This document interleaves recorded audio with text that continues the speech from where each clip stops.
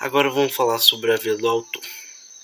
Bom, João Cabral de Melo Neto nasceu na cidade de Recife no dia 9 de janeiro de 1920 e faleceu no dia 9 de outubro de 1999, no Rio de Janeiro, aos 79 anos. Ele foi eleito membro da Academia Brasileira de Letras em 15 de agosto de 1968 e tomou posse dia 6 de maio de 1969. Ele ocupou a cadeira de número 37 na Academia Brasileira de Letras e ele foi recebido por José Américo, também um grande literário brasileiro. João Cabral de Melo Neto era filho de Luiz Antônio Cabral de Melo e de Carmen Carneiro Leão Cabral de Melo. A sua infância foi vivida nos engenhos aí da família, no município de São Lourenço, e ele chegou a estudar no Colégio Marista, e concluiu o curso secundário lá, Em 1938, ele frequentava o Café Lafayette, que era um ponto de encontro de intelectuais que residiam no Recife, que é uma parte importante nessa parte do pensamento literário, foi esse encontro com os intelectuais da época. Chegou a viver em Recife também e foi lá, em 1942, que ele publicou o livro Pedra do Sono, seu primeiro livro. Ainda no Rio de Janeiro, depois de ter sido funcionário da DESP, inscreveu-se em 1945 no concurso para a carreira de diplomata. Daí, já enquadrando no Itamaraty, ele iniciou uma peregrinação por diversos países, incluindo até mesmo a República Africana do Senegal. Ele foi para Portugal, vários países assim. Em 1984, ele foi designado para o posto de cônsul-geral na cidade do Porto, em Portugal. Em 1987, ele voltou a residir no Rio de Janeiro. E, com os seus trabalhos, ele chegou a receber vários prêmios, como o Prêmio José de Anchieta, de poesia, do 6º Centenário de São Paulo. Em 1954, Prêmio Olavo Bilac da Academia Brasileira de Letras, Prêmio de Poesia do Instituto Nacional do Livro, Prêmio Jabuti da Câmara Brasileira do Livro e outros. E, sobre as suas poesias, a gente tem títulos como Pedra do Sono, O Engenheiro, Cão Sem Plumas, e tem aquele que o consagrou, como esse poeta grande, o mais conhecido, que é Morte e Vida Severina. Também tem o Autor do Frade, também, e outras poesias aí. Sua poesia traz uma característica surrealista, e também trazia a parte da cultura popular. João Cabral de Melo Neto também, ele tem alguns problemas meio que psicológicos, ele tinha meio que uma depressão, e ele viveu a sua vida contendo também dores de cabeças crônicas. Ele chegou a ser tratado até pelo avô mesmo, que era psiquiatra, e que tratou ele com choques de insulinas, mas o avô dele chegou a perder as esperanças porque João Cabral de Melo Neto não dava sinal de melhoras quanto à sua condição mental, E outra característica do livro da poesia de João Cabral de Melo Neto é utilizar palavras concretas, Ele gostava de usar palavras concretas do que usar palavras figuradas. E foi isso a contribuição de João Cabral de Melo Neto para a nossa literatura atual. Ele que se enquadrou na geração de 45, do modernismo, e tinha essa leitura aí difícil também, de difícil compreensão, E é isso. Agora... Bom dia, eu sou Sérgio Paulino da Silva Filho. Vou falar sobre os fatos iniciais, os conflitos e o suspense da obra Morte e Vida Severina. Os fatos iniciais, como o poema começa, como o texto começa, como a história começa, é como o personagem se apresenta ao leitor. O poema começa assim: meu nome é Severino, não tenho outro de pia. Como há muitos Severinos, que é santo de Romaria, deram então de me chamar Severino de Maria. Como há muitos Severinos com mães chamadas Maria, fiquei sendo o da Maria do finado Zacarias, mas isso ainda diz pouco. Há muitos na freguesia por causa de um coronel que se chamou Zacarias, e que foi o mais antigo senhor dessa Sesmaria. Como então dizer quem fala, ora a vossas senhorias? Vejamos, é o Severino da Maria do Zacarias, que lá da Serra da Costela, limites da Paraíba. Mas isso ainda diz pouco. Se ao menos mais 5 havia com o nome de Severino, filhos de tantas Marias, mulheres de outros tantos finados Zacarias, vivendo na mesma serra magra e ossuda em que eu vivia.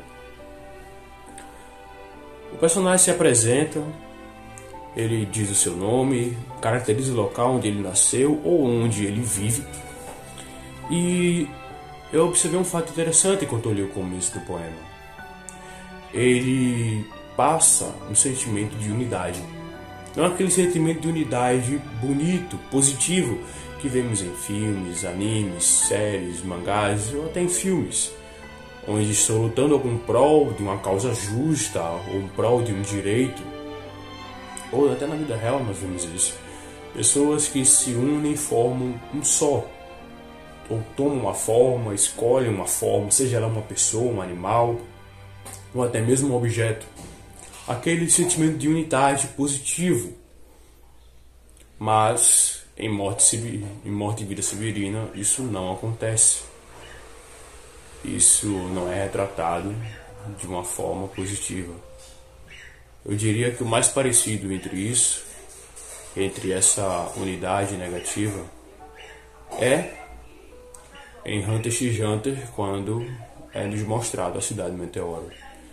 Um sentimento de unidade que não é positiva, não é nobre, não é grandiosa, mas sim um sentimento de unidade que coloca as pessoas em um piso só, como se fosse somente um piso, como todas viessem, como se todas fossem sofredoras, como se todas necessitassem de ajuda, como se todas fossem anonimatas, não tendo individualidades, não tendo onde viver ou o que comer, e buscando somente e unicamente sobreviver durante aquelas terras áridas do sertão nordestino.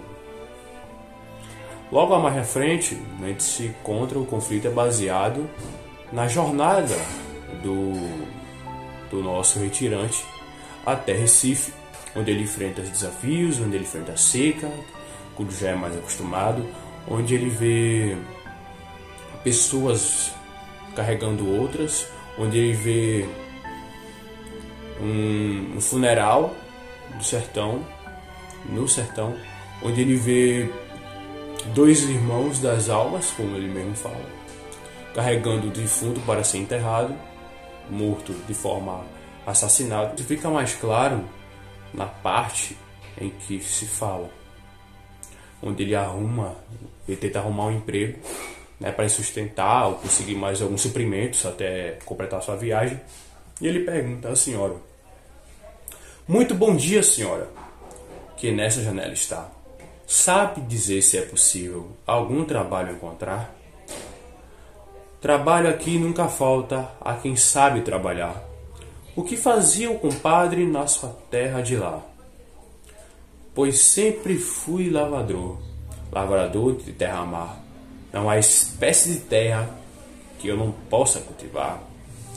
Isso aqui de nada adianta. Pouco existe o que lavrar. Mas diga-me, retirante, o que mais fazia por lá? Também lá na minha terra, de terra mesmo pouco que há, mas até a calva da pedra sinto-me capaz de arar. Também de pouco adianta, nem pedra aqui que amassar. Diga-me, Ainda, compadre, que mais fazia por lá? Conheci todas as roças que nesta chã podem dar: algodão, a mamona, a pita, o milho, o caurá. Esses roçados o banco já não quer financiar. Mas diga-me, retirante, o que mais fazia por lá? Melhor do que eu, ninguém sabe combater, quiçá tanta planta de rapina que tenho visto por cá. Ele tenta conseguir um emprego, ele tenta conseguir um meio de sobrevivência, seja para permanecer no local ou simplesmente conseguir suprimentos ou dinheiro para continuar sua viagem até o Recife, que é o objetivo da obra. É o objetivo do retirante, do Severino. E quando ele começa a entregar seu currículo, vamos dizer assim, para a cara velha, ela diz que não adianta de nada, suas habilidades não são mais usuais para aquele terreno. E isso pode ter causado uma quebra no personagem, no Severino. Todas as habilidades, é só se colocar no local, é só se colocar no lugar do personagem. Tudo que eu aprendi a minha vida inteira, antes mesmo de eu ter consciência que era gente, antes mesmo de eu aprender a falar, as habilidades que eu aprendi na minha vida inteira, que eu melhorei, que eu me esforcei para melhorar ou para aprender mais sobre, não adianta mais de nada. Tudo que eu cultivei na minha vida, todas as minhas habilidades, seja ela qual for, não adiantou de nada, não adianta mais de nada. Isso deve ser no choque do personagem, um conflito interno, ele tentando buscar algo para conseguir o mínimo de subsistência e no final só se decepcionando, pois saber que suas habilidades eram insuficientes, que ele não tem habilidades necessárias para trabalhar naquela terra, pode ter causado uma dúvida na sua cabeça se vale mesmo a pena continuar a sua caminhada, já que se ele chegou mais perto do litoral, devia ser mais fácil de achar um emprego. Aqui está seguindo o Rio Capibaribe, quanto mais, não sabemos que quanto mais próximo do litoral, mais agradável fica. E mesmo lá, ainda sendo sertão, nessa passagem, ainda sendo sertão, devia ser melhor, mais próximo, mais fácil. Mas ele descobre que não adiantou de nada. Essa passagem, eu acredito que retrata bem o conflito do personagem em toda a sua jornada. Ele tentando, buscando, e infelizmente não encontrando muita coisa. No suspense que ele se manifesta na seguinte parte: veja agora, não é fácil seguir essa ladainha entre uma conta e outra conta, entre uma e outra Ave Maria. Há certas paragens brancas de planta e bicho vazias até de donos, e onde o pé se descaminha. Não desejo emaranhar o fio de minha linha, nem que se enrede no pelo hirsuto desta caatinga. Pensei, seguindo o rio, eu jamais me perderia. Ele é o caminho mais certo, de todos o melhor guia. Mas como segui-lo agora, que se interrompeu a descida? Nessa parte, o personagem está seguindo um caminho, que é o rio, ele chama de um guia, de seu guia, mas ele seca no verão. O rio secou no verão. Ele se encontra, o retirante, ele se vê perdido, se vê desorientado, não tem mais o caminho para onde ir. Pois o mesmo seguiu o rio Capibaribe para a sua localização, para o seu mapeamento. E já agora que ele não tem mais, porque o rio secou no verão, ele se sente perdido, não sabe mais para onde ir. O suspense na cabeça do nosso protagonista é que ele não sabe mais. Ele não sabe se o rio dobra, se o rio segue reto, se o rio vira para o sul, vira para o oeste, vira para o leste, vira para o norte. Ele não sabe. O suspense, o medo que se passou na cabeça do personagem pode ter sido grande o suficiente para ainda abalar ainda mais o seu espírito, a sua esperança de um dia chegar na sua terra prometida, no seu objetivo, que é Recife. Meu nome é Cauã Guilherme, sou do terceiro ano de administração e irei falar agora um pouco sobre o conflito de Morte e Vida Severina. Bom, mas primeiramente o que é um conflito, né? Conflito é a parte onde ocorre o desenvolvimento do livro, do poema ou do conto.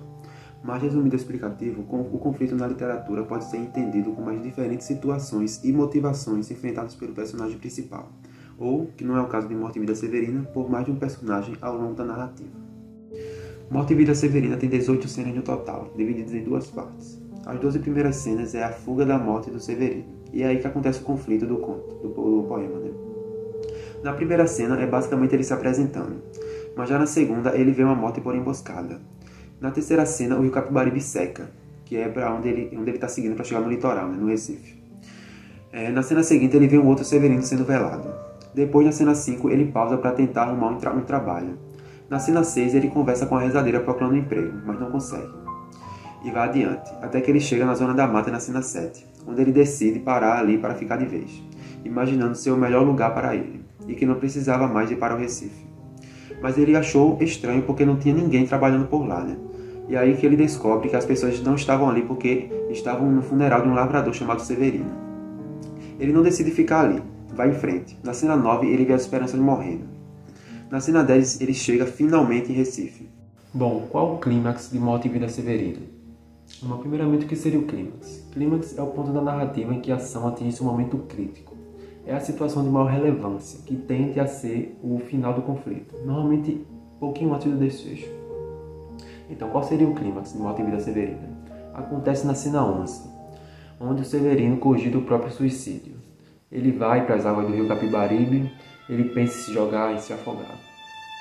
Isso tudo acontece logo após ele chegar em Recife e se encostar em um muro branco, já que ele estava cansado, e quando ele se encosta nesse muro, ele ouve dois coveiros falando lá dentro que o muro é de um cemitério, né? E os coveiros falam: coitado desses severinos, né? Que vem lá da Caatinga aqui pro Recife achando que vai encontrar uma vida melhor, né? Mal sabem eles que eles estão seguindo seu próprio velório, e aqui morrem pior do que morreriam lá. E os coveiros falando lá dentro: ei, compadre, fala que a morte é igual para todo mundo. Mentira!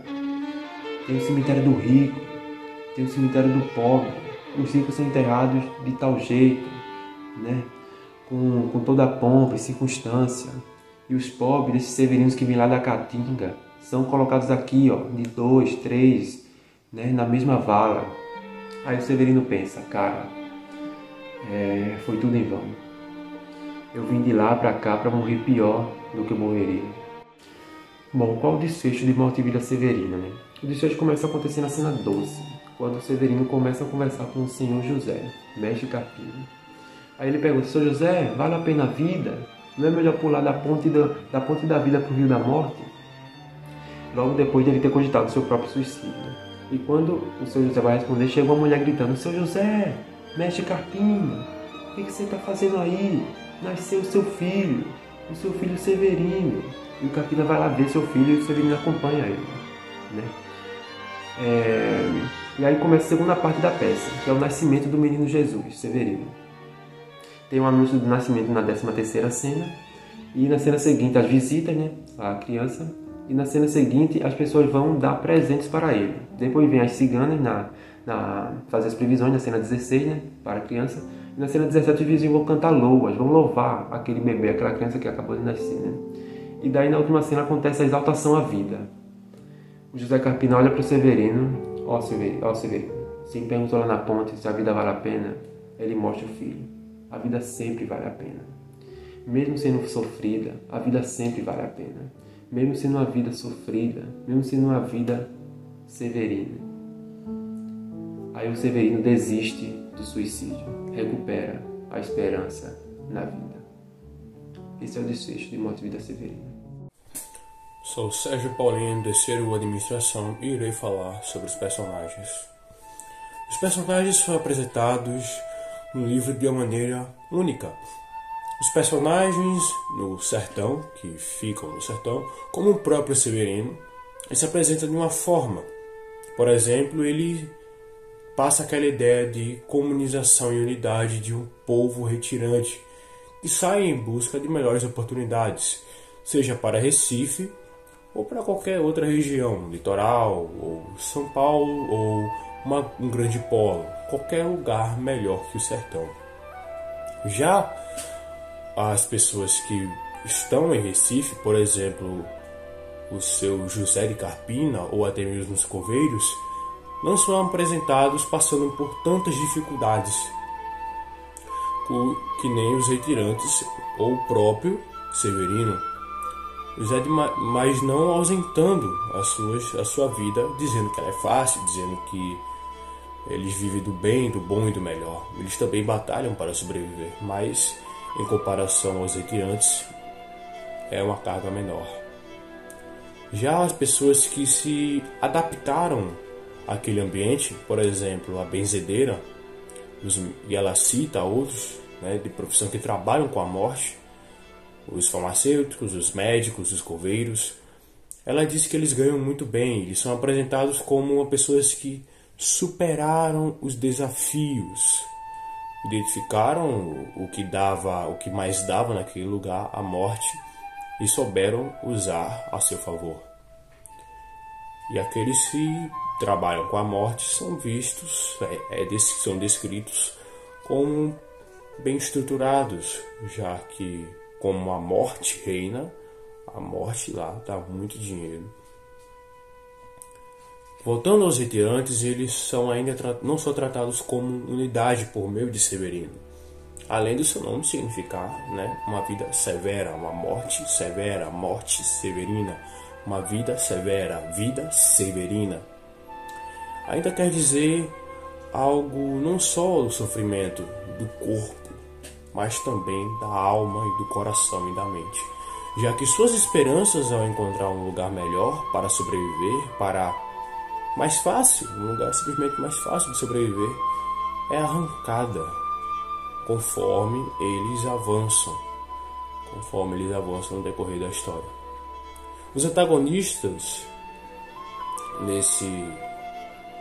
nesse livro pode-se dizer que também é a morte que persegue o Severino durante quase toda a sua viagem, estando sempre à sua cola.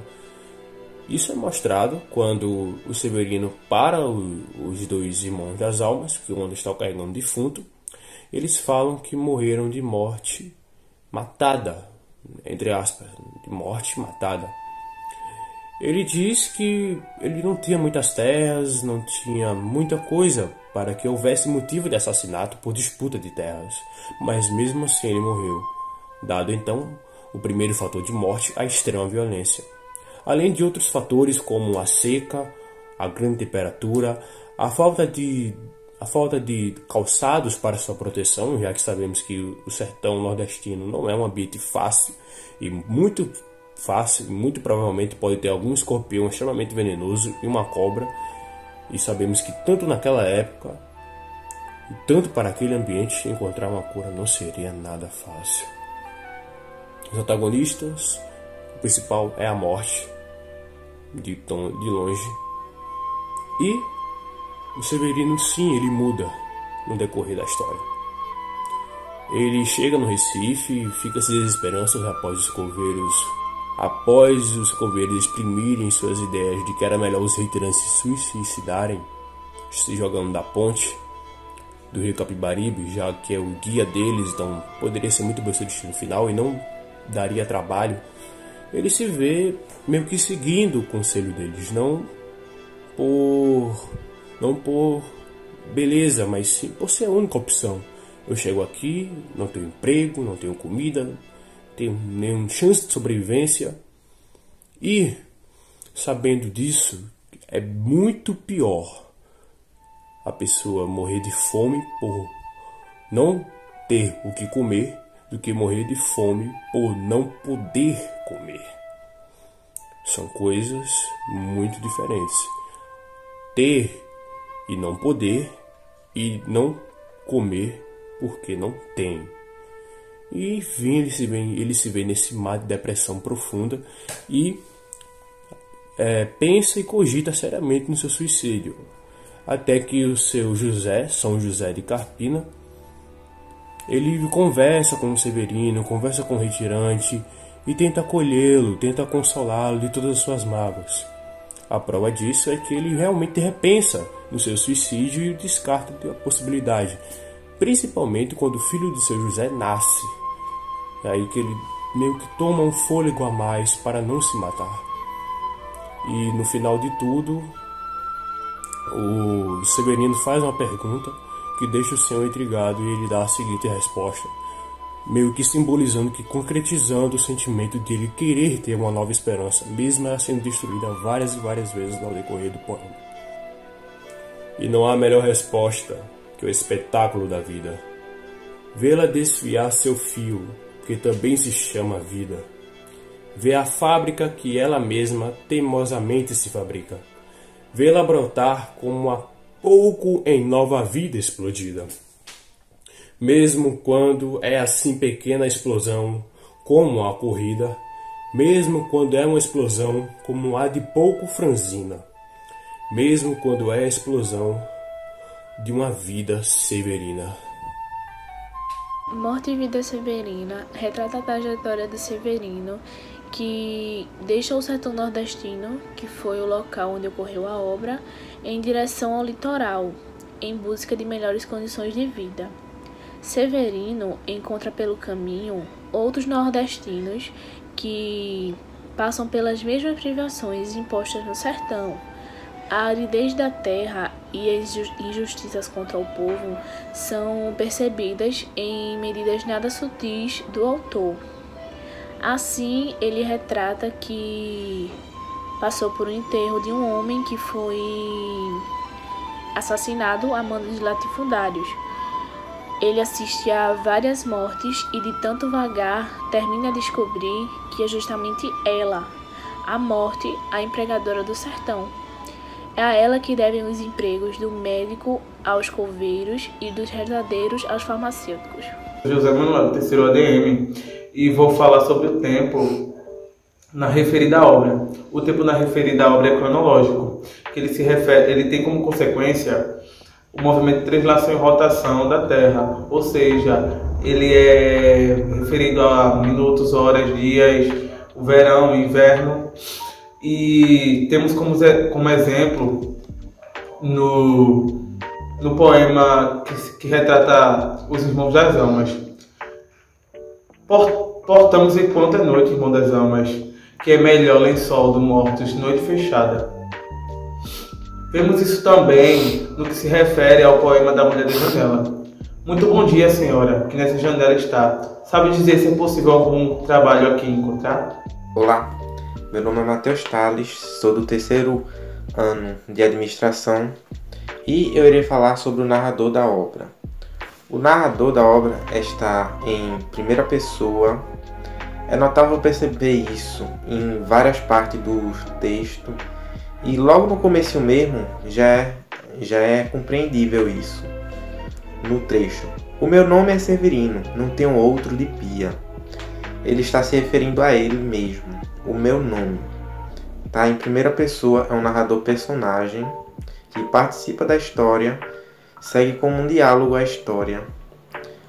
Quanto ao enredo, irei falar sobre o enredo é linear, pois conta a história de Severino, o retirante que sai do sertão nordestino e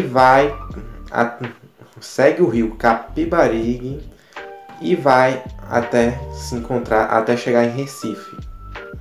E a parte do trecho que fala sobre isso, que é notável perceber que é um enredo linear, é justamente os títulos. Vou ler alguns. O retirante explica ao leitor quem é e a que vai. Aqui é o começo.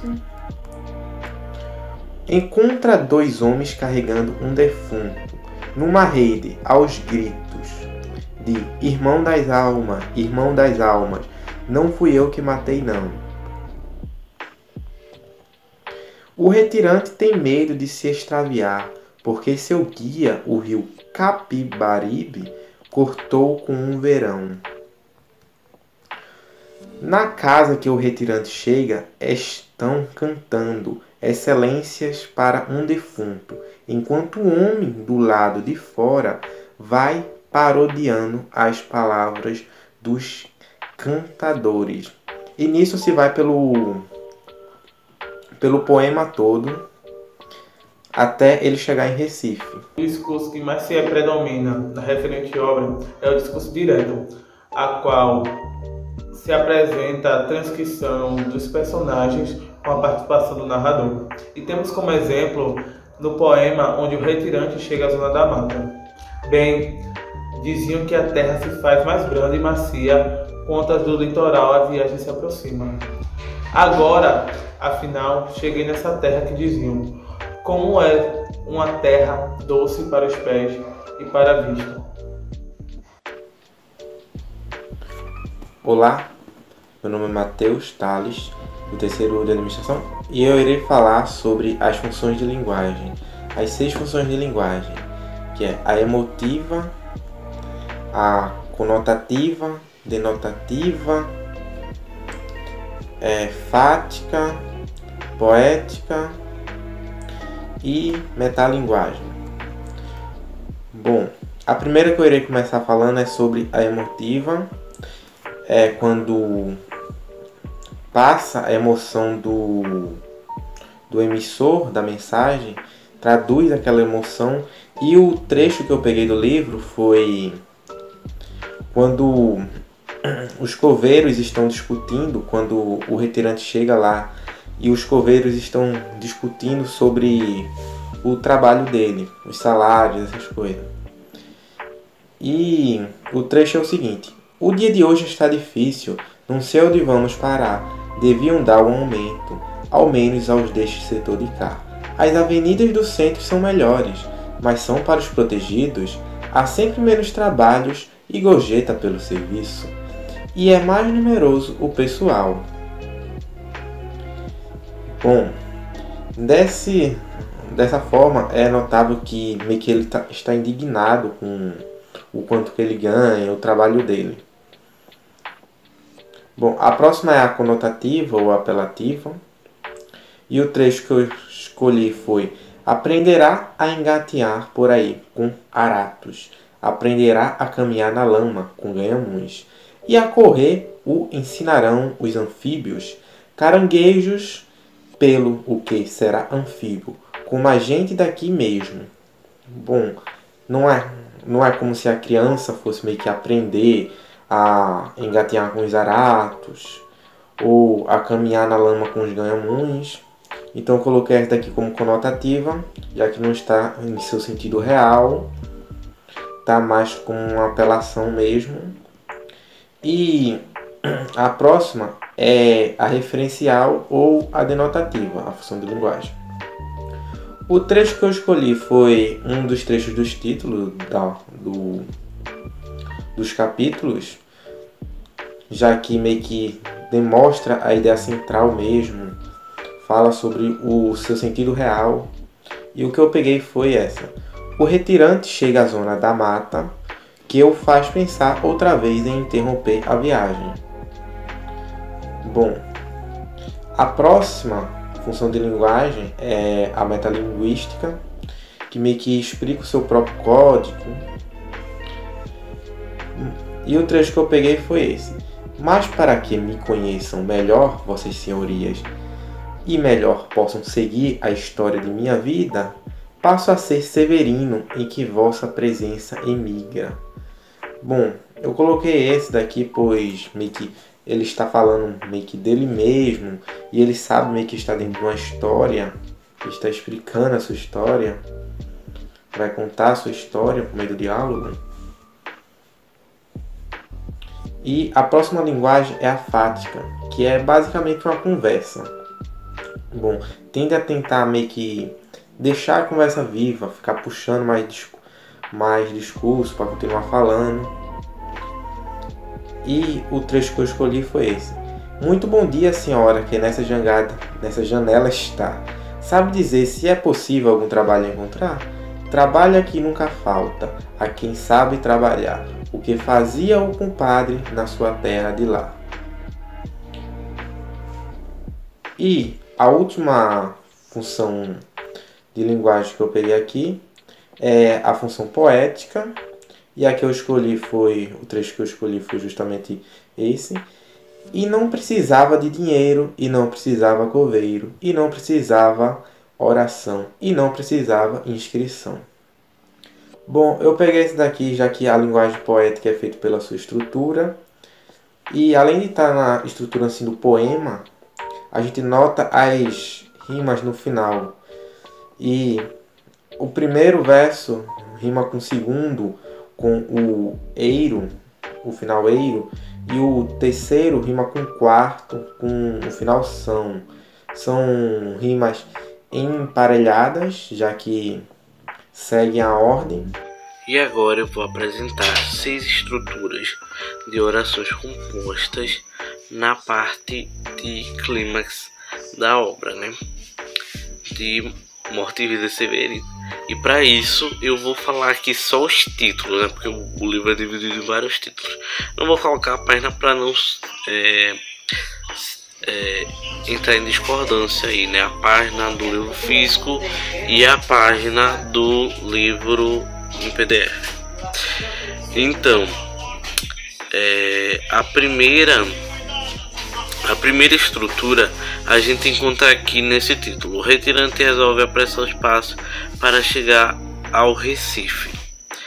Porque tipo, o clímax ele começa desde a hora que Severino já tá meio cansado, né, dessa caminhada, quando ele ouve os coveiros falando, né, todo esse momento. E até quando ele tá conversando ali com o homem, entre esse espaço aí que tá o clímax da obra, né.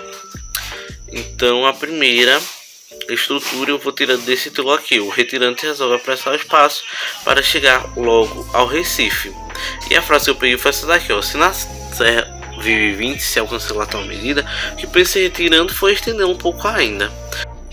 É uma oração subordinada causal, porque o se, quando a gente pode trocar, por exemplo, por como, é uma conjunção subordinada causal, né?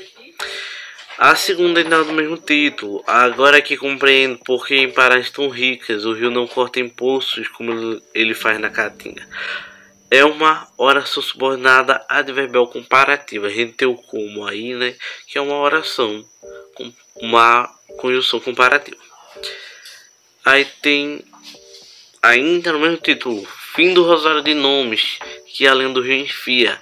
É uma oração subordinada substantiva completiva nominal, porque o que aí ele meio que está complementando aí o rosário de nomes, né, que diz: aproxima-se do retirante o morador de uns mocambos que existem entre o cais e a água do rio, né? As frases que eu peguei foram essas daqui. O mar de nossa conversa precisa ser combatido sempre de qualquer maneira, porque senão ele alarga e devasta a terra inteira.